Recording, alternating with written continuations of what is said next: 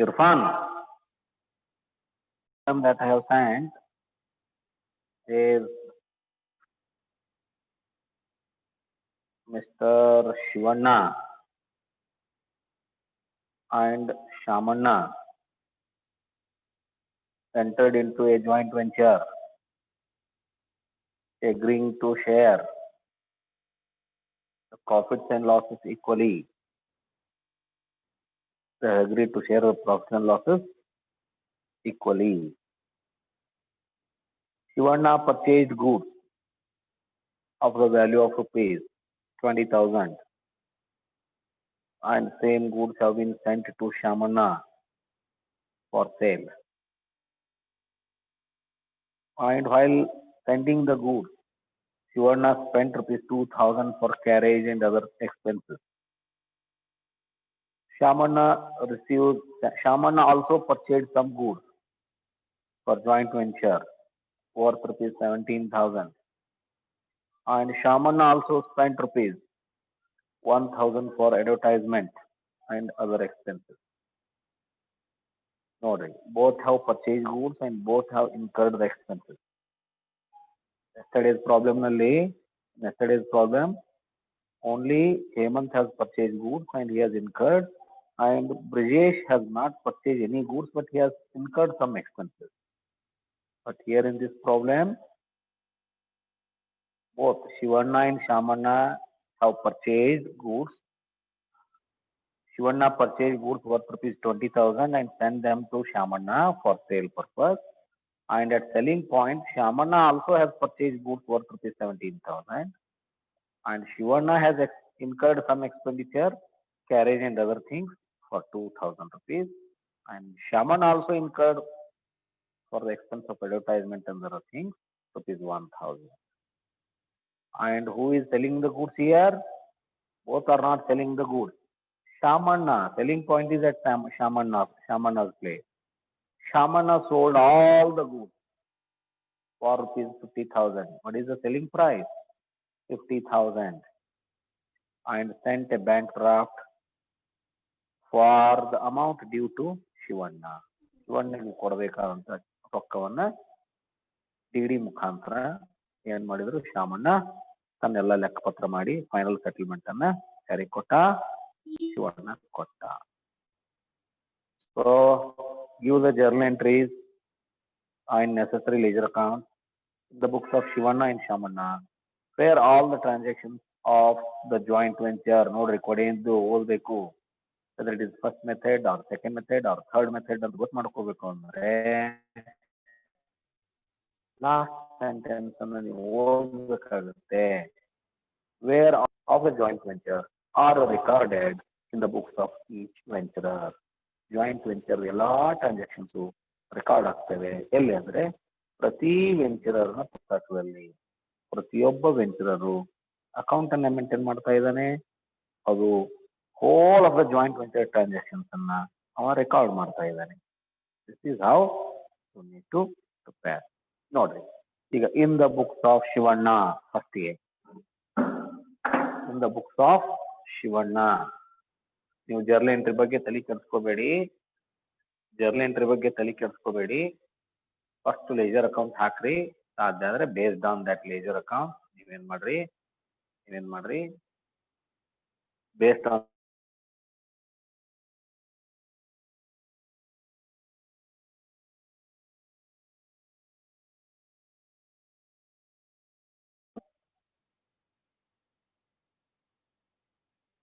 now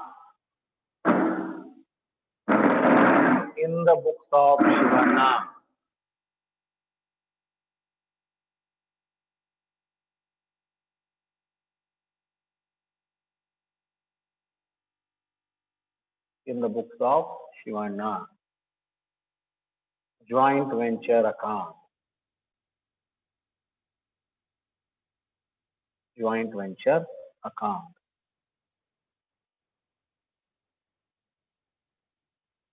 in the books of Shivanna, joint venture account.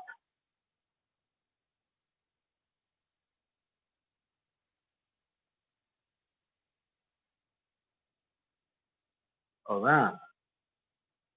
ಎಲ್ಲಿ ಹೋದ ಇರ್ಫಾನ? ಹಾ, ಅದು ಯಾ ಇರ್ಫಾನ? Good good good, always smiling face. Right, ನೋಡಿ ಎಂಟ್ರಿ. ಶಿವಣ್ಣ ಪರ್ಚೇಸ್ ಏನಾಯ್ತು? ಟು ಬ್ಯಾಂಕ್ ಬ್ರಾಕೆಟ್ ನಲ್ಲಿ cost of goods purchase how much? 20,000. Shivanna incurred expenditure to bank ಏನು? ಕ್ಯಾರೇಜ್ ಎಷ್ಟು? 2,000. ಮತ್ತೆ ಅಲ್ಲಿ ಯಾವುದು ಬಿ ಆರ್ ಇಲ್ಲ, ಬಿ ಆರ್ ಇದ್ದು ಡಿಸ್ಕೌಂಟ್ ಆಗಿಲ್ಲ, ಡಿಸ್ಕೌಂಟ್ ಇದ್ದು ಇಲ್ಲಿ ಡಿಸ್ಕೌಂಟ್ ಇದ್ರೆ ಟು ಡಿಸ್ಕೌಂಟ್ ಅಂತಿದ್ವಿ, ಬಿ ಆರ್ ಇಲ್ಲ ಡಿಸ್ಕೌಂಟು ಇಲ್ಲ, ಬರೋದಿಲ್ಲ. ನೆಕ್ಸ್ಟ್ ಏನೀಗ? Shamanna purchase goods worth rupees 17,000. ಅವಾಗ ಏನಾಯ್ತು? ಶಿವಣ್ಣನ ಪುಸ್ತಕನಾಗ ಟು ಶಾಮಣ್ಣ ಬ್ರಾಕೆಟ್ನಾಗ cost of goods purchase 17,000. Shamana also incurred expenditure. ಏನು ಶಾಮಣ್ಣನ ಎಕ್ಸ್ಪೆಂಡಿಚರು? ಅಡ್ವರ್ಟೈಸ್ಮೆಂಟ್.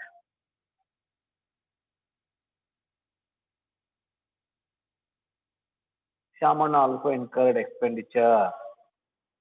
ಯಾವುದು? Advertisement etcetera. How much? 1,000.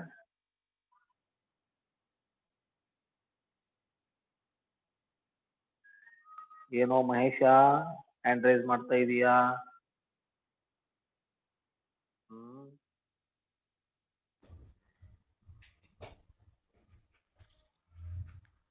ಹೇಳಪ್ಪ ಮಹೇಶ. ಸರ್ ಏನಿಲ್ಲ. Shamanna incurred some expenditure that is for advertisement to 1,000. Who is selling the goods here? Shamanna is selling goods here. Whether for selling the goods is Shamanna entitled for any commission? No, nothing is stated. Commission ಅದು ಏನು ಇಲ್ಲ, ಅದಕ್ಕೆ ಇಲ್ಲಿ ನಾವು commission ಹಚ್ಚೋದಿಲ್ಲ. So ಎರಡೇ ಎರಡು item, ಇವನು ಎರಡು ಅವನು ಎರಡು. ಏನು? Shamanna purchase goods, Shamanna incurred expenditure. Shivanna purchase goods, Shivanna incurred expenditure. ಶಿವಣ್ಣನ ಪುಸ್ತಕನಲ್ಲಿ ಶಿವಣ್ಣ ಖರೀದಿ ಮಾಡಿದ್ದು ಟು ಬ್ಯಾಂಕ್ ಅಂದ್ವಿ 20,000. ಶಿವಣ್ಣನ ಪುಸ್ತಕನಲ್ಲಿ ಶಿವಣ್ಣ ಖರ್ಚು ಮಾಡಿದ್ದು ಟು ಬ್ಯಾಂಕ್ ಅಂದ್ವಿ 2,000. ಶಿವಣ್ಣ ಪುಸ್ತಕನಲ್ಲಿ ಶಾಮಣ್ಣ ಖರೀದಿ ಮಾಡಿದ್ದಕ್ಕೆ ಟು ಶಾಮಣ್ಣ ಅಂದ್ವಿ ಕಾಸ್ಟ್ ಆಫ್ ಗೂಡ್ಸ್. ಶಿವಣ್ಣ ಖರೀದಿ ಮಾಡಿದ್ದು ಶಾಮಣ್ಣ ಖರ್ಚು ಮಾಡಿದ್ದಕ್ಕೆ ಶಿವಣ್ಣ ಪುಸ್ತಕನಲ್ಲಿ ಟು ಶಾಮಣ್ಣ ಅಂದ್ವಿ ಅಡ್ವರ್ಟೈಸ್ಮೆಂಟ್.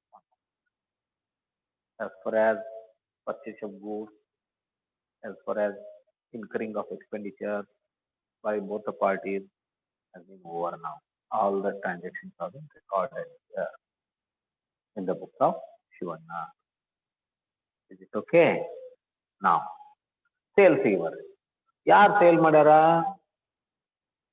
ಶಾಮಣ್ಣ ಸೇಲ್ ಮಾಡ್ಯಾನ. ಯಾರ ಪುಸ್ತಕನಾಗ ಬರಾಕತ್ತೀವಿ? ಶಿವಣ್ಣನ ಪುಸ್ತಕನಾಗ ಬರಾಕತ್ತೀವಿ. ದಟ್ ಇಸ್ ವೈ ನಾವು by Shamanna sale proceed. Sale proceed ಎಷ್ಟಕ್ಕೆ ಮಾರ್ಯಾನವ? 50,000ಕ್ಕೆ ಮಾರ್ಯಾನ.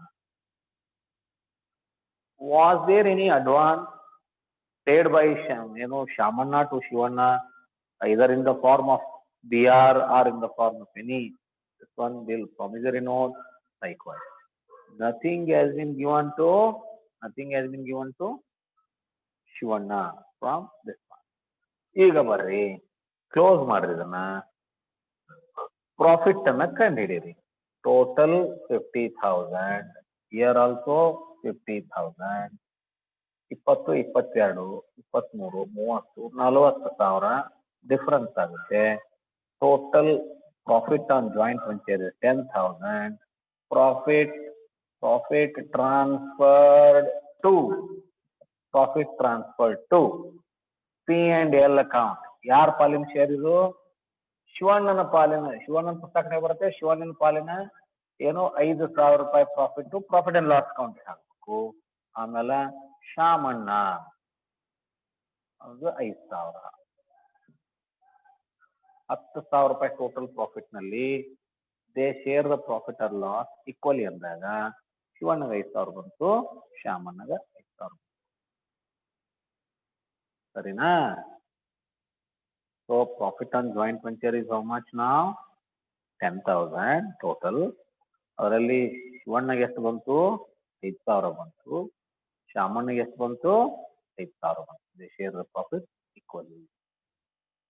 Okay. In the books of Shivanna ಯಾರ ಅಕೌಂಟ್ ಹಾಕ್ಬೇಕು ಇಲ್ಲಿ? ಶಾಮಣ್ಣಾಸ್ ಅಕೌಂಟ್ ಹಾಕ್ಬೇಕು. ಶಾಮಣ್ಣಾಸ್ ಅಕೌಂಟ್. ನಾನಿನ್ ಹೇಳಿದ್ದೇನೆ ಶಾಮಣ್ಣ ಅಕೌಂಟ್ ಬಹಳ ಸಿಂಪಲ್ ಇದೆ. ಜಾಯಿಂಟ್ ವೆಂಚರ್ ಅಕೌಂಟ್ ಮೊದಲು ಹಾಕಿದ್ರಿ ಅಂದ್ರೆ ಅಲ್ಲಿ ಶಾಮಣ್ಣ ಅಂತ ಎಲ್ಲೆಲ್ಲಿ ಬಂದಿದಾವೋ ಅದರ ರಿವರ್ಸ್ ಎಂಟ್ರಿ ಮಾಡಬೇಕು. ಇಲ್ಲಿ ನೋಡ್ರಿ, ಡೆಬಿಟ್ ಸೈಡ್ ಶಾಮಣ್ಣ ಬಂದಾವ. ಎಷ್ಟು ಶಾಮಣ್ಣ ಬಂದಾವ ನೋಡ್ರಿ? ಒಂದು ಶಾಮಣ್ಣ ಕಾಸ್ಟ್ ಆಫ್ ಗೂಡ್ಸ್, ಇನ್ನೊಂದು ಶಾಮಣ್ಣ ಅಡ್ವರ್ಟೈಸ್ಮೆಂಟ್ ಎಕ್ಸ್ಪೆನ್ಸ್, ಇನ್ನೊಂದು ಶಾಮಣ್ಣ ಪ್ರಾಫಿಟ್. 3 ಅವನ್ನ ರಿವರ್ಸ್ ಮಾಡಿ. ಈಗ joint venture account debtor to Shamanna account. Shamanna account is credited by double effect ಅಲ್ಲ, ಜಾಯಿಂಟ್ ವೆಂಚರ್ ಅಕೌಂಟ್ ಬ್ರಾಕೆಟ್ನಾಗ cost of goods. how much 17,000. ಆಮೇಲೆ ಬೈ ಜಾಯಿಂಟ್ ವೆಂಚರ್ ಎರಡನೇದು ಐತಿ ನೋಡ್ರಿ ಇಲ್ಲಿ. Joint venture account debtor to Shamanna account. Advertisement ಎಷ್ಟು? 1,000. ಆಮೇಲೆ joint venture account debtor to Shamanna account ಇಲ್ಲಿ ಐತಿ ನೋಡ್ರಿ 5,000 ಪ್ರಾಫಿಟ್. ಅಲ್ಲಿ ಏನಾಯ್ತು? ಬೈ ಜಾಯಿಂಟ್ ವೆಂಚರ್ ಬ್ರಾಕೆಟ್ ನಲ್ಲಿ ಶೇರ್ ಆಫ್ ಪ್ರಾಫಿಟ್ 5,000. ಇಲ್ಲಿ ಬರ್ರಿ, joint venture account is credited by Shamanna means Shamanna account is debited to joint venture account. Sale ಎಷ್ಟೈತಿ? 50,000 ಐತಿ. ಮಾತ್ರ ರೊಕ್ಕ 50,000 ಐತಿ. ಅಷ್ಟು ಗೂಡ್ಸನ್ನ ಮಾರಾಟ ಮಾಡಿದ್ ಬಂದ್ ರೊಕ್ಕ ಯಾರ ಹತ್ರ ಐತಿ? ಶಾಮಣ್ಣನ ಹತ್ರ ಐತಿ. ಇದನ್ನ ವಾಪಸ್ ಕೊಡ್ಬೇಕಲ್ಲ ಅವ ಶಿವಣ್ಣ ಬಂದಿಷ್ಟು. ಶಿವಣ್ಣಗ ಎಷ್ಟು ಕೊಡ್ತಾನವ ವಾಪಸ್ ಅಂದ್ರೆ? ಎಷ್ಟು ಕೊಡ್ತಾನ? 50,000 ಎಷ್ಟು ಕೊಡ್ತಾನ ಅಂದ್ರವ ಆವ ಖರೀದಿ ಮಾಡಿದ್ದು ಶಾಮಣ್ಣ ಖರೀದಿ ಮಾಡಿದ 17,000 ಗೂಡ್ಸು ಮುರ್ಕೊಂತಾನ, ಡಿಡಕ್ಟ್ ಮಾಡ್ಕೊಂತಾನ ಅವನ ಪಾಲಿಂದ. ಅವ್ ಖರ್ಚು ಮಾಡ್ಯಾನ. ಅದ್ರ ಜೊತೆ 1,000 ರೂಪಾಯಿ ಅಡ್ವರ್ಟೈಸ್ಮೆಂಟ್ ಖರ್ಚು ಮಾಡ್ಯಾನ. 17,000 ರೂಪಾಯಿ ಗೂಡ್ಸು, 1,000 ರೂಪಾಯಿ ಅಡ್ವರ್ಟೈಸ್ಮೆಂಟ್, 18 ಪ್ಲಸ್ ಅವನ ಪಾಲಿನ ಶೇರ್ 5,000. ಎಷ್ಟಾಯ್ತು? 23,000 ರೂಪಾಯಿ ಯಾರಿಗೆ ಬರ್ಬೇಕಾಗೈತಿ? ಶಾಮಣ್ಣ ಬರ್ಬೇಕಾಗೈತಿ. 23,000. ಆಲ್ರೆಡಿ ಶಾಮಣ್ಣನ ಹತ್ರ ಎಷ್ಟು ರೊಕ್ಕ ಐತಿ? 50,000 ಐತಿ. ಅವ 50,000 ಅಷ್ಟು ಕೊಟ್ಟು ನಂದು 23,000 ತಾ ಅನ್ನಂಗಿಲ್ಲ. ಅವನು ಶಾಮಣ್ಣ 50,000 ಅಷ್ಟು ಶಿವಣ್ಣ ಕಳಿಸಿ ನನಗೆ ಬರ್ಬೇಕಾದದ್ದು 17,000 ರೂಪಾಯಿ ಗೂಡ್ಸ್ ಖರೀದಿ ಮಾಡಿದ್ದೆ, 1,000 ರೂಪಾಯಿ ಖರ್ಚು ಮಾಡಿದ್ದೆ, 5,000 ರೂಪಾಯಿ ನನ್ನ ಪ್ರಾಫಿಟ್, ಒಟ್ಟು 23,000 ನನಗೆ ಕೊಡಪ್ಪ ಅಂತ ಕೇಳೋದಿಲ್ಲ ಅವ. ಆಲ್ರೆಡಿ ಅವನ ಹತ್ರ 50,000 ಐತಿ. ಅದನ್ನ ಫೈನಲ್ ಸೆಟಲ್ಮೆಂಟ್ ಶಿವಣ್ಣ ಕೊಡುವಾಗ ತನಗೆ ಬರ್ಬೇಕಾದದ್ದನ್ನು ಡಿಡಕ್ಟ್ ಮಾಡ್ಕೊಂಡು ಉಳಿದದ್ದು ಕೊಡ್ತಾನ ಅವ. ಅರ್ಥ ಉಳಿದದ್ದೆಷ್ಟು? 27,000. ಏನಂತೀರಿ ಇಲ್ಲಿ? ಬೈ ಬ್ಯಾಂಕ್ ಸೆಂಟ್ ಡ್ರಾಫ್ಟ್ ಅಂದಾರ ನೋಡ್ರಿ. By bank final settlement total ಎಷ್ಟಾತ್ ನೋಡ್ರಿ? 50,000. ಇದ exactly same figure in the books of Shivanna ಬರ್ತತಿ. Sorry, in the books of Shamanna ಬರ್ತತಿ. ಅಲ್ಲಿನೂ ಪ್ರಾಫಿಟ್ ಎಷ್ಟು ಬರಬೇಕು? 10,000 ಬರಬೇಕು ಜಾಯಿಂಟ್ ವೆಂಚರ್ ಅಕೌಂಟ್ ನಲ್ಲಿ. ಅಲ್ಲಿನೂ ಫೈನಲ್ ಸೆಟಲ್ಮೆಂಟ್ ಎಷ್ಟು ಬರಬೇಕು? 27,000. ಇವ 27,000 ಅವನಿಂದ ಬಂದೈತಿ ಅಂತ ಇವ ಶಿವಣ್ಣ ಹೇಳಾಕತ್ತಾನಲ್ಲ. ಶಾಮಣ್ಣನ ಅಕೌಂಟ್ನ್ಯಾಗ 27,000 ಶಿವಣ್ಣ ಕೊಟ್ಟೇನೆ ಅಂತ ತೋರಿಸ್ಬೇಕಲ್ಲ. ಅವ ಎಷ್ಟಂತೂ ಆಗಕ್ಕೆ ಸಾಧ್ಯ ಇಲ್ಲ. When Shivanna is telling that I have received 27,000 in the form of final settlement from Shamanna, ಇದು ತೋರ್ಸಾಕತೈತಿ. ಅಂದ್ರೆ in the books of Shamanna it should show like that. I have sent rupees 27,000 to Shivanna in the form of final settlement. ಅಲ್ಲಿನೂ ಅಷ್ಟ ಬರ್ತೈತಿ. ಆದ್ರೆ ಇಲ್ಲಿ credit side ಬಂದೈತಿ, ಇಲ್ಲಿ debit side ಬರ್ತೈತಿ. ನಾವು ನೋಡೋಣ, ಬರೀರಿ. in the books of Shamanna, in the books of Shamanna.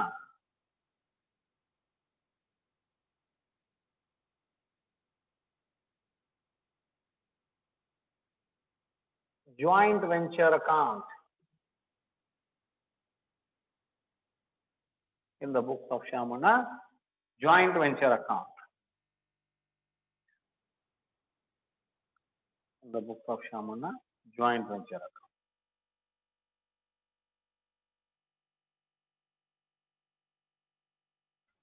ಈಗ ಹೇಳಿದೆ ನಾನು ಒಂದೇ ಜಾಯಿಂಟ್ ವೆಂಚರ್ ಅಕೌಂಟ್ ಕರೆಕ್ಟ್ ಹಾಕಿಬಿಟ್ರೆ ಅಂದ್ರೆ ಎರಡನೇ ಜಾಯಿಂಟ್ ವೆಂಚರ್ ಅಕೌಂಟ್ ಹಾಕೋ ಪ್ರಶ್ನೆ ಬಹಳ ಉದ್ಭವ ಆಗೋದೇ ಇಲ್ಲ, ಸಮಸ್ಯೆ ಆಗೋದೇ ಇಲ್ಲ. ಬರೀ ಚೇಂಜ್ ಏನು ನೋಡ್ರಿ, ಶಾಮಣ್ಣನ ಪುಸ್ತಕನಲ್ಲಿ ಶಿವಣ್ಣ ಖರೀದಿ ಮಾಡಿದ್ದು, ಶಾಮಣ್ಣನ ಪುಸ್ತಕನಲ್ಲಿ ಶಿವಣ್ಣ ಖರೀದಿ ಮಾಡಿದ್ದು ಹಚ್ತೀರಿ. ಫಸ್ಟ್ ಏನಂತ ಹಚ್ತೀರಿ? ಟು ಶಿವಣ್ಣ ಅಂತೀರಿ ಅಲ್ಲಿ, because it is in Shamanna's book. To Shivanna cost of goods amount ಅಷ್ಟು ಉಳಿತೈತಿ 20,000. ಒಂದ ಅವ್ ಖರ್ಚು ಮಾಡ್ಯಾನ ನೋಡಿ ಶಿವಣ್ಣ, ಅದೇನ್ ಆಕೈತಿ? ಟು ಶಿವಣ್ಣ ಆಕೈತಿ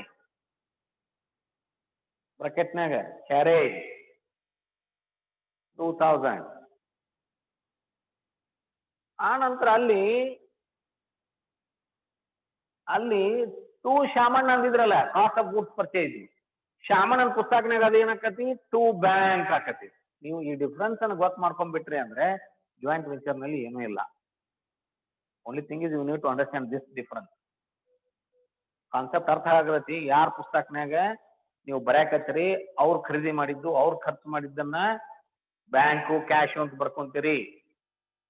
ಇನ್ನೊಬ್ರು ಖರೀದಿ ಮಾಡಿದ್ದನ್ನ, ಇನ್ನೊಬ್ರು ಖರ್ಚು ಮಾಡಿದ್ದನ್ನ ಅವ್ರ ಹೆಸರಲ್ಲೇ ಬರ್ಕೊಂತೀರಿ. ಅರ್ಥ ಆಯ್ತಾ? ಮುಂದೆ ಅವ್ರ ಪುಸ್ತಕದಾಗ ಬರೆಯುವಾಗ ಅವ್ರು ಖರ್ಚು ಮಾಡಿದ್ದನ್ನ ಬ್ಯಾಂಕ್ ಅಂತ ಬರ್ಕೊಂತೀರಿ, ಇವ್ರು ಖರ್ಚು ಮಾಡಿದ್ದನ್ನ ಇವ್ರ ಹೆಸರಲ್ಲೇ ಬರ್ಕೊಂತೀರಿ. ಅಷ್ಟೇ. ಅರ್ಥ ಆಯ್ತಾ? ಡಿಫ್ರೆನ್ಸ್ ಗೊತ್ತು ಮಾಡ್ಕೋಬೇಕು. ಆ ನಂತರ ಇಲ್ಲಿ ನೋಡ್ರಿ, ಅಡ್ವರ್ಟೈಸ್ಮೆಂಟ್ ಇದೆಯಲ್ಲ, ಅಲ್ಲಿ ಟು ಶಾಮಣ್ಣ ಅಂತ ಬರ್ದಿದ್ರಿ, ಇಲ್ಲೇ ಟು ಬ್ಯಾಂಕ್. ಅಡ್ವರ್ಟೈಸ್ಮೆಂಟ್ 1,000. ನೋಡ್ರಿ, ಪ್ರಾಫಿಟ್ ಟ್ರಾನ್ಸ್ಫರ್ಡ್ ಟು ಅಲ್ಲಿ ಶಿವಣ್ಣಂದು P&L ಅಕೌಂಟ್ ಅಂದಿದ್ವಿ, ಶಾಮಣ್ಣ ಅಂದಿದ್ವಿ. ಈಗ ಶಾಮಣ್ಣಂದು ಏನನ್ಬೇಕು? P&L ಅಕೌಂಟ್ ಅನ್ಬೇಕು. 5,000 ಶಾಮಣ್ಣಂದು P&L ಅಕೌಂಟು, ಶಿವಣ್ಣ ಅನ್ಬೇಕು. ಮುಗೀತು. ಅಮೌಂಟ್ ಅಂತೂ ಸೇಮ್ ಐತದ, ಅಮೌಂಟ್ ಅಂತೂ ಸೇಮ್ ಐತಿ. ಇಲ್ಲಿ ಸೇಲ್ಸ್ ಐತ್ ನೋಡ್ರಿ, ಸೇಲ್ಸ್ ಅಲ್ಲಿ ಬಾಯ್ ಶಾಮಣ್ಣ ಅಂತ ಬರ್ದಿದ್ವಿ. ಯಾಕ? ಶಾಮಣ್ಣ ಖರೀದಿ ಮಾಡಿ, ಶಾಮಣ್ಣ ಕೊಟ್ಟಿದ್ದ, ಮಾರಾಟ ಮಾಡಿದ್ದ, ಶಿವಣ್ಣನ ಪುಸ್ತಕನಾಗ ಶಾಮಣ್ಣನ ಹೆಸರಲ್ಲಿ ಬರ್ಕೊಂಡಿದ್ದ. ಬಟ್ ಇಲ್ಲಿ ಶಾಮಣ್ಣ ತನ್ನ ಪುಸ್ತಕನಾಗ ಮಾರಿದ್ದನ್ನ ಏನ್ ಬರ್ಕೊಂತಾನ? ಬ್ಯಾಂಕ್ ಅಂತ ಬರ್ಕೊಂತಾನ. ರೊಕ್ಕ ಬಂದೈತೆ ಅವನ ಹತ್ರ, ಬಾಯ್ ಬ್ಯಾಂಕ್. ಏನೋ ಸೇಲ್ ಪ್ರೊಸೀಡ್ 50,000.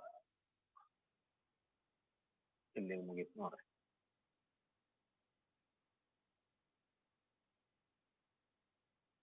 ಹೌದಾ? ಈಗ instead of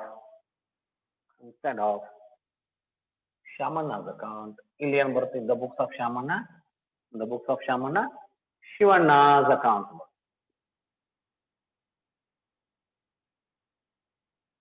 ಶಿವಣ್ಣ's account. Are you following?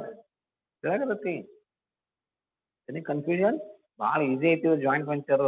ಏನು ಮೇಜರ್ ನಾವು ಸಿಂಗಲ್ ಎಂಟ್ರಿನ ಬಹಳ ದೊಡ್ಡದಿತ್ತು, ಮುಗಿಸ್ಬಿಟ್ಟೇವಿ. ಏನ್ ಮುಂದೆ ಏನೋ ಸಮಸ್ಯೆ ಇಲ್ಲ. ಜಾಯಿಂಟ್ ವೆಂಚರ್ 12 ದಿವಸ ಮುಗಿದೋಗ್ಬಿಡ್ತೈತಿ, ಆರಾಮ್ ಐತಿ. 3 ಮೆಥಡ್. ಒಂದನೇ ಮೆಥಡ್ನಾಗ ಒಂದು 5-6 ಪ್ರಾಬ್ಲಮ್, ಎರಡನೇ ಮೆಥಡ್ ಭಾಳ ಇಲ್ಲ, ಅದ್ರಾಗ ಒಂದು 3-4 ಪ್ರಾಬ್ಲಮ್, ಮೂರನೇ ಮೆಥಡ್ಗೆ ಒಂದು ಹೆಚ್ಚಿಗೆ ಪ್ರಾಬ್ಲಮ್ ಇರ್ತದೆ. ಎಲ್ಲ ಕುಡಿದ್ರು ಇದೊಂದು 20-25 ಪ್ರಾಬ್ಲಮ್ ಲೆಕ್ಕನ, ಪ್ರಶ್ನೆ ಆಗಲ್ಲ. ಬಟ್ ಬಹಳ ಈಸಿ ಇದು ತಿಳ್ಕೊಳ್ಳಿಕ್ಕೆ ಜಾಯಿಂಟ್ ವೆಂಚರ್. ಅರ್ಥ ಆಗದೈತಿ ಇರ್ಫಾನ? ಓಕೆ. ನಮ್ರತ ಆಗದೈತಿ?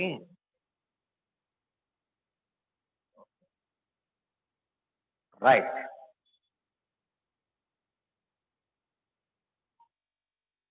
ನಾವು ಶಿವಣ್ಣ's ಅಕೌಂಟ್ ಬರ್ರಿ.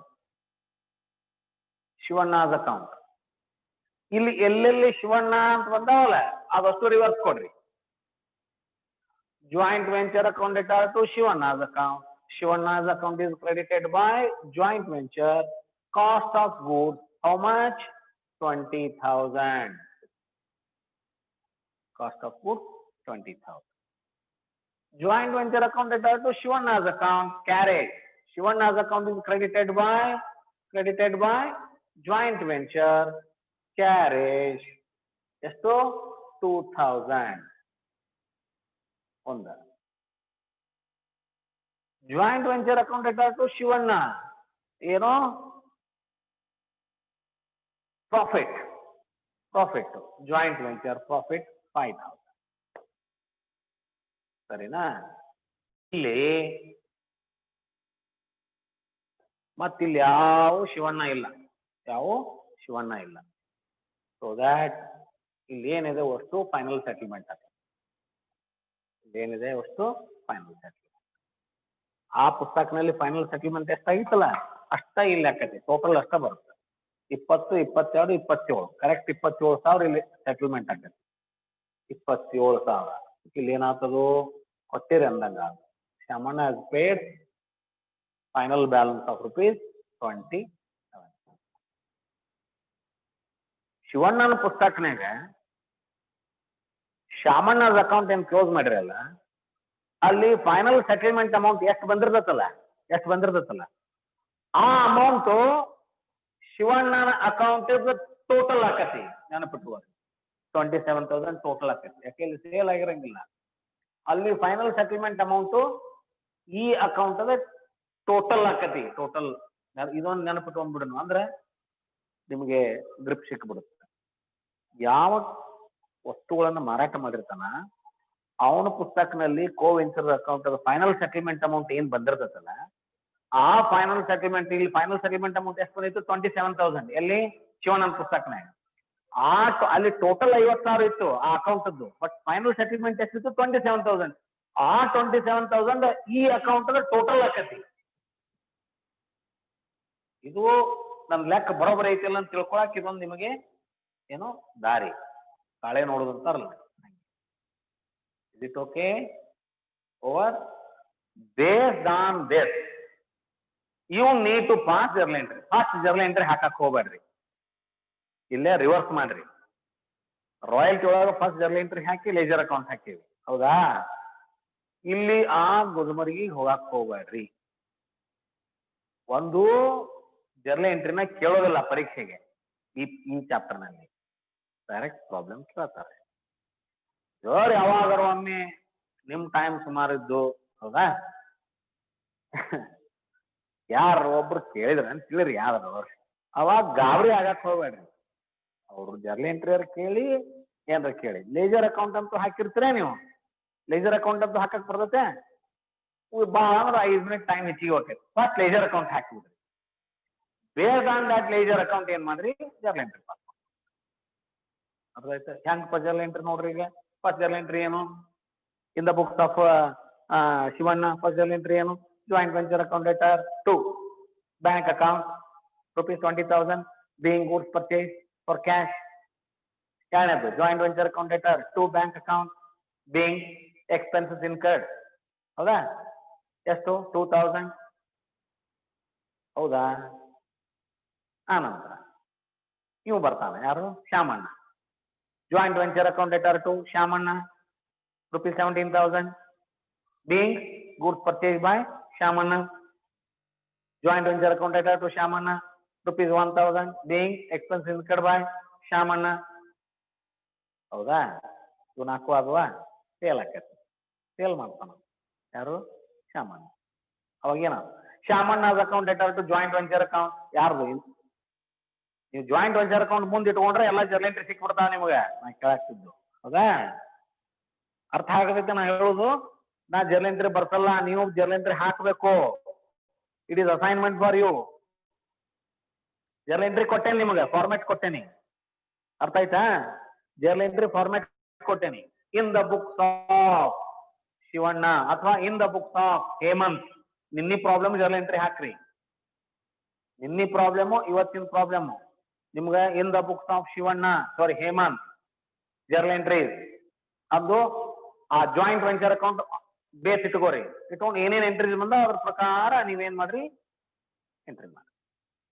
ಇಷ್ಟ ಸಿಂಪಲ್. ಇಲ್ಲಿ ನೋಡ್ರಿ ಶ್ಯಾಮಣ್ಣನ ಪುಸ್ತಕನಾಗ ಎಂಟ್ರಿ ಏನಕ್ಕ ನೋಡ್ರಿ, ನಾ ಇದು ಹೇಳ್ತೇನೆ ಎಕ್ಸಾಂಪಲ್.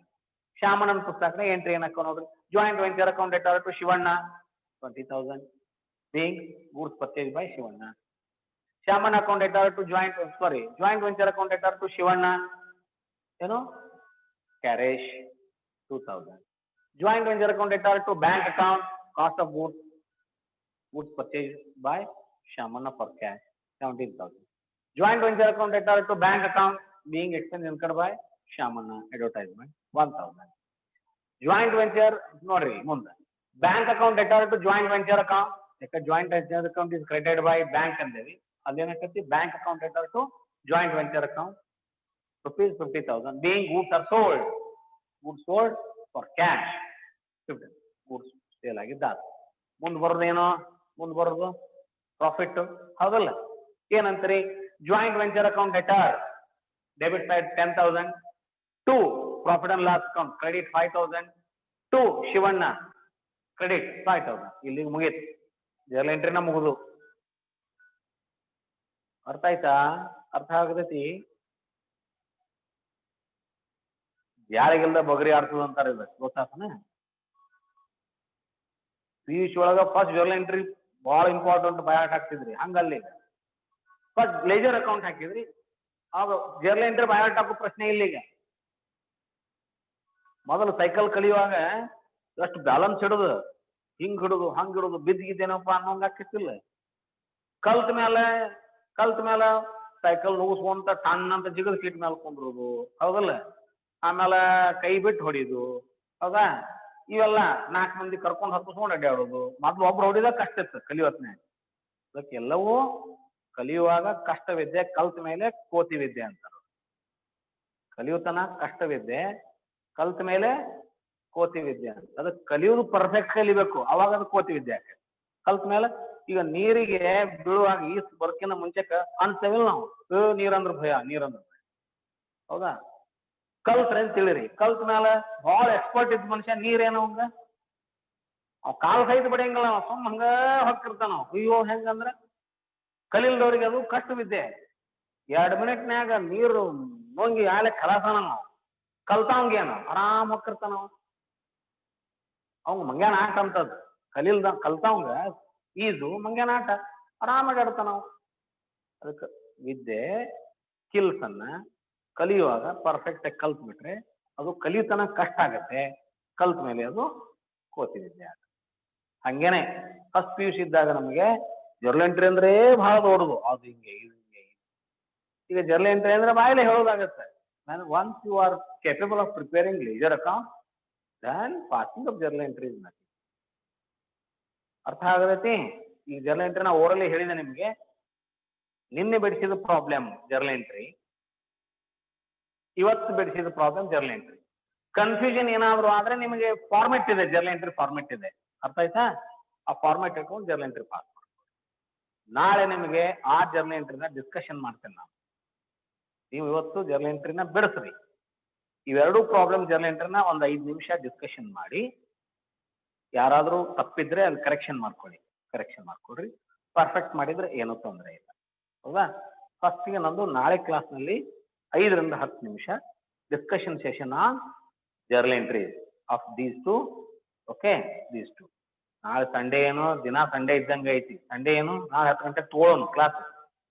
ಇದಕ್ಕೆ ನೋಡಿ ಸಿಟ್ಟು ಬರೋದು ನಾನು. ಇಡೀ ದಿನ ಖಾಲಿ ಇರ್ತಾರಿ ಸಂಡೇ ಅಂತ. ಹಬ್ಬ ಇದ್ರ ನಾಳೆಗೆ ಆದ್ರ ಹಬ್ಬ ಇದ್ರ ಬೇಡ. 4 ತಿಂಗಳು ಮನ್ಯಾಗ ಕುಂತೀರಿ, ಸಂಡೇ ಹಂಗ್ರಿ ಅಂತ ಕ್ವಶನ್ ಮಾಡ್ತಾರೆ. ಕ್ಲಾಸ್ ಹಾಕಾಕತ್ತೇವಿ ಟೈಮ್ ಇದ್ದಾಗ ಹಾಕೋನು, ಟೈಮ್ ಇದ್ದಾಗ ಇಲ್ಲ. ಹಬ್ಬ ಅದಿದ್ರೆ ಹೇಳ್ರಿ ನಾಳೆಗೆ ಬಿಡೋಣ ಅಂತ ಹೇಳ್ಕೊಂಡು ತಗೊಂತೀನಿ. ಸುಮಾರು at 10 o'clock. ನಾಳೆ ಏನ್ ಮಾಡ್ತೀನಿ ಅಂದ್ರೆ, ನಾಳೆ ಇವೆರಡು ಪ್ರಾಬ್ಲಮ್ ಹೇಳೇನಲ್ಲ, ನೀವೆಲ್ಲರೂ ಜರ್ನಲ್ ಎಂಟ್ರಿ ಮಾಡಿರ್ಬೇಕಾ ಈಗ ಹೇಳ್ತೇನೆ ನಾನು. ತಪ್ಪಾಗ್ಲಿ ಒಪ್ಪಾಗ್ಲಿ ಇವೆರಡು ಪ್ರಾಬ್ಲಮ್ ಜರ್ನಲ್ ಎಂಟ್ರಿ ಬಿಡಿಸ್ಬೇಕು. ನಾಳೆ 5 ನಿಮಿಷ 10 ನಿಮಿಷ ಅದ್ರ ಮೇಲೆ ನಾನು ರಿವಿಷನ್ ಮಾಡ್ತೇನೆ ಮಾಡಿ ನಾಳಿನ ಪ್ರಾಬ್ಲಮ್ ಅನ್ನು ಬಿಡಿಸ್ತೇನೆ. ನಾಳೆ ಒಂದು ಪ್ರಾಬ್ಲಮ್ ಬಿಡಿಸ್ತೇನೆ. ನಾಳೆ ಬಿಡಿಸೋ ಪ್ರಾಬ್ಲಮನ್ನು ಇವತ್ತು ಕಳಿಸ್ತೇನೆ ನಾನು. ಇವತ್ತು ಕಳಿಸ್ತೇನೆ. ಆಗ್ಬೋದಾ? ಆಗ್ಬೋದಾ? Have a good day. Bye.